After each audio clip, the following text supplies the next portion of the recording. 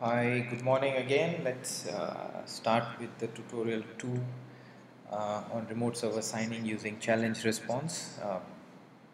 First thing we're going to do actually is I'm just going to explain you on the coding part. So essentially what we have done is that we have imported a web service, and this web service is essentially offering all the APIs that are being provided by a remote server signing. So over here, as you can see, that these all are the APIs which are being provided, and they include from signing token to actually doing challenge response in every aspect. I think more importantly, we'll straight away go into the demo. So before I start is let's have a quick look at the user and actually the system's state of this user, whether he's actually assigned question and answer, or whether the certificate is generated for the user. So over here, let's have a quick check whether the user, which is myself, actually has a certificate issued. No, right now there is no certificate issued. And then also on the other part is, let's look at whether the person is being uh, issued with any challenge response question and answer. So again, there is no record being found. Uh, so what we're going to do now is that we actually have made a sample program which actually showcases how the flow could be, or a very simplified way. So we'll actually go through the debug part. So now the first thing what we're going to do is, as I mentioned to you in the last tutorial, we need to actually open a connection. So this piece of code is essentially offering the secure connection. So I think I'll quickly go through that. And then after this, what we are doing over here is that this particular application, which is a sample application, needs to open a connection. So we need to know which is the channel as well as the login and password, and based on that a new session will be created. So as you can see over here, this is the session which can be used for audit trail purpose, or it can be used for I would say logging or keeping track of things. So over here we have actually got a unique session being generated. So next thing I'm doing is I'm actually checking for the user which is in the system. There are different APIs for creating the user and also changing details of the user, which can be used, but it's out of the scope of this particular demo. So what we are doing here is that we are creating, oh sorry, not creating, we are actually getting the user. So over here I've got the user, and as you can see that the user details are these, which is the unique ID, his email ID, password, all these other things. Now we are going ahead, and now over here in this API, as I mentioned earlier, we are actually checking if the user is registered for challenge response. So as we can see over here, most likely it's going to be not registered. So that's why we're getting an error. That means it's not registered.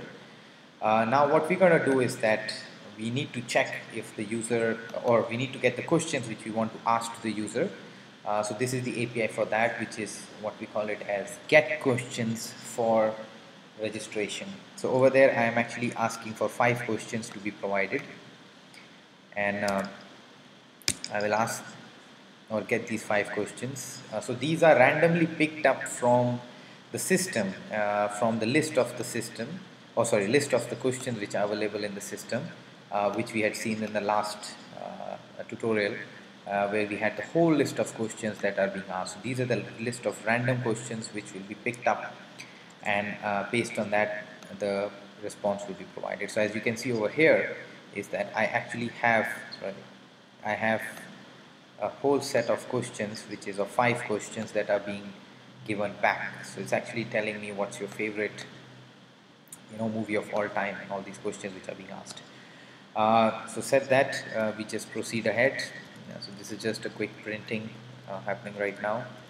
Okay, now what we have done is that to keep it simple, we have actually pre-filled certain questions and their answers which are coming in.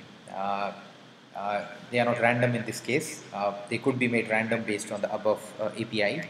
But what we have done is, just to keep it simple or just to keep it fast, we are actually hard coding these values right now. They need not be in the real scenario.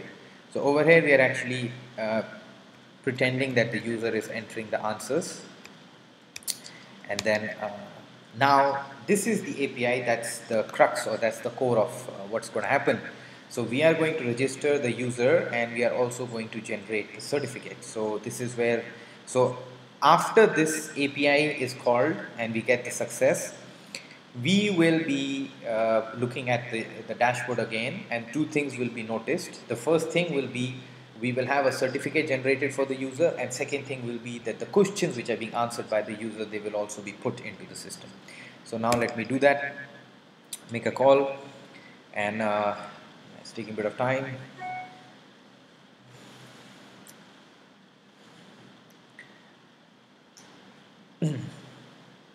Hopefully it has not collapsed.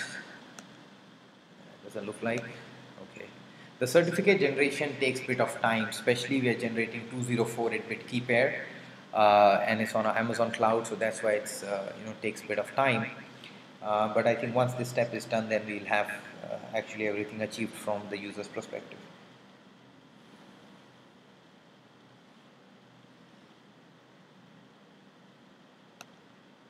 Yeah, okay. Now we've got the status. So status is success.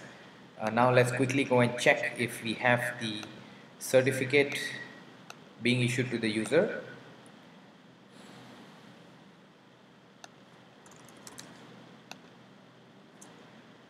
Yes, certificate is issued. So as you can see, this certificate is being issued right now. And pardon the time because the server is running on a different time. And the other aspect is the actually the challenge response questions which are being issued. So if we come over here, then we can actually see, yeah, now you can see that a new record is being created, the user is active, and you can actually look at the list of the questions which are being answered by the user which are active. One more thing which I mentioned which I didn't mention in the last tutorial was that you can actually come and set the score of how much percentage do you want and what kind of attempt do you want.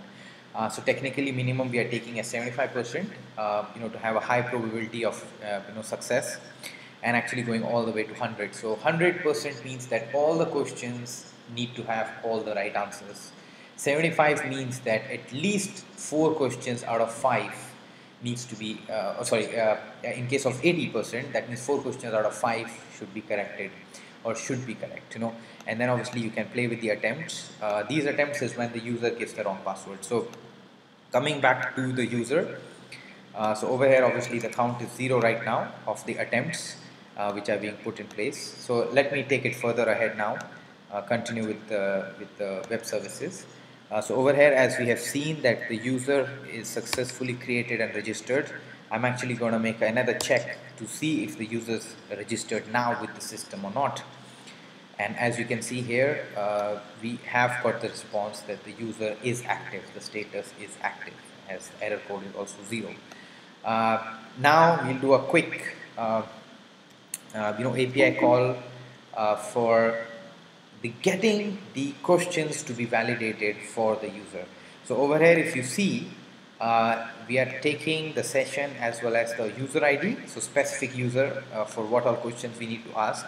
And what will be returned back is the set of questions that should be asked to the user or that are being answered by the user. So only those questions get asked, and only questions which are active will be asked in this case. So if in case there were 2 questions which were marked as pending, or marked as suspended by the system administrator, then automatically those 2 questions will not appear. So over here we have taken all the 5 questions and we are asking the user to answer it. So to keep it simple, we have actually kind of playing the same answers which is being given by the user, and we are actually creating the signing of the data over here.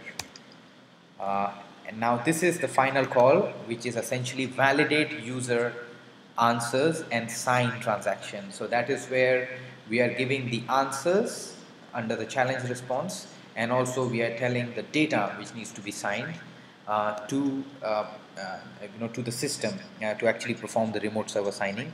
And once I go ahead with this, it actually is doing the validation and also giving me the answer back as what happened.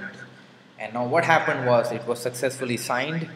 So we get to see the signature, and we also get to see the success, and we also get to see the archive ID. So what I'll do is I will copy the archive ID over here, and I will show you that how it can be used now. So I come over here, and then I can actually look at the, sorry, my bad, it should be over in reports actually.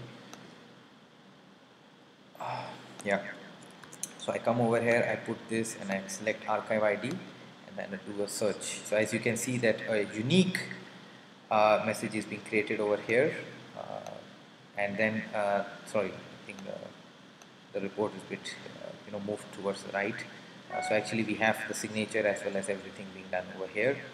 Now I can do it based on the user also, which is going to be this, and then we can actually see that both the information or the answers which were given right now, that is actually being given properly. Going back, the last thing we need to do is we need to gracefully close the session. So we just come over here and then actually call the close and close it. So there are few other APIs which are also available.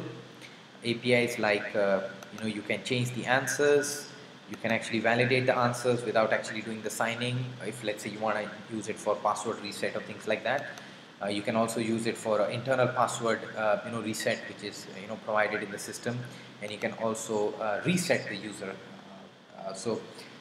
Reset the user with regards to the token, with regards to the certificate and things like that. So this was a very quick overview for what we have done here with regards to use